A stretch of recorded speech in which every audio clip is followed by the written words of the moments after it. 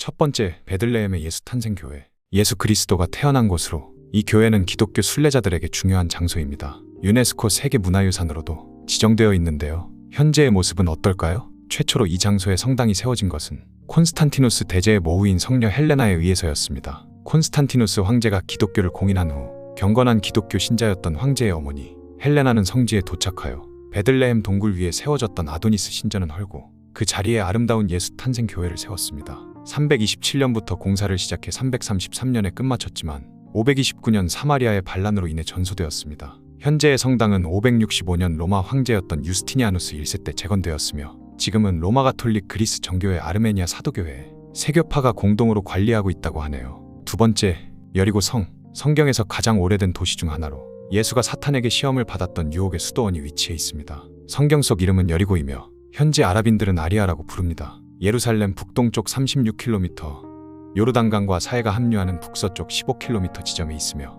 지중해 해면보다 250m나 낮습니다. 즉, 예루살렘은 해발 750m에 있고 여리고는 바다면보다 250m 낮은 지점에 위치해 있어 두 곳의 고저차는 1000m나 되는데요. 따라서 예루살렘에서 출발해 여리고에 이르는 길은 내려만 가는 내리막길입니다. 각종 과실수, 특히 종려나무가 우거진 오아시스로 예로부터 종려나무 성이라 불렸고 본래 요르단 영토였으나 1967년 6.1 전쟁 때 이스라엘군이 점령한 후 줄곧 이스라엘이 장악하고 있습니다. 세 번째, 갈릴리 호수. 예수가 물 위를 걸은 곳으로 유명한 갈릴리 호수는 아름다운 자연 경관을 자랑하고 예수의 여러 기적 또한 이곳에서 이루어졌습니다. 이스라엘 북쪽에 있는 담수호는 호수의 둘레가 약 53km이고 헤르몬 산에서 발원한 물이 북쪽에서 흘러들어와 호수를 형성하고 요르단강을 통해 사해로 빠져나갑니다. 가장 깊은 곳은 43m라고 하네요. 네 번째, 요르단강은 역사적, 종교적으로 성스러운 강으로 여겨지고 성경에 많이 언급되어 있습니다. 출애굽기에 따르면 이집트에서 탈출한 유대인이 가나안에 들어가기 위해 이 강을 건너게 되는데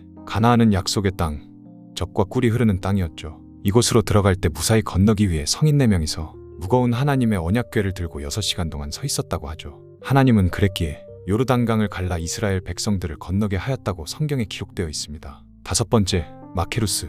세례 요한이 투옥되고 처형된 장소로 알려진 요르단의 고대 요새입니다. 원래 기원전 90년경 하스모니안 왕 알렌산더 안네우스에 의해 지어졌으며 중요한 전략적 위치를 차지했습니다. 높고 바위가 많은 유리한 지점은 접근하기 어려웠고 동쪽에서 침략을 쉽게 발견할 수 있었습니다. 나중 헤롯 왕조의 성체들이 보이는 곳에 있었기 때문에 지평선에 문제가 생기면 다른 요새들에게 신호를 보낼 수 있었습니다. 그럼에도 불구하고 기원전 57년 폼페이우스의 장군 가비니우스에 의해 파괴되었지만 나중에 기원전 30년 헤롯 대왕에 의해 재건되어 요르단강 동쪽의 영토를 보호하기 위한 군사기지로 사용되었습니다. 헤롯 대왕이 죽자 요새는 기원전 4년부터 서기 39년까지 통치한 그의 아들 헤롯 안티파스에게 넘어갔습니다. 서기 1세기 초에 세례 요한이 마케루스에서 투옥되어 참수형을 당한 것도 바로 이 시기였습니다. 여섯 번째, 소돔과 고모라. 창세기에 등장하는 악행으로 인해 멸망당한 도시입니다.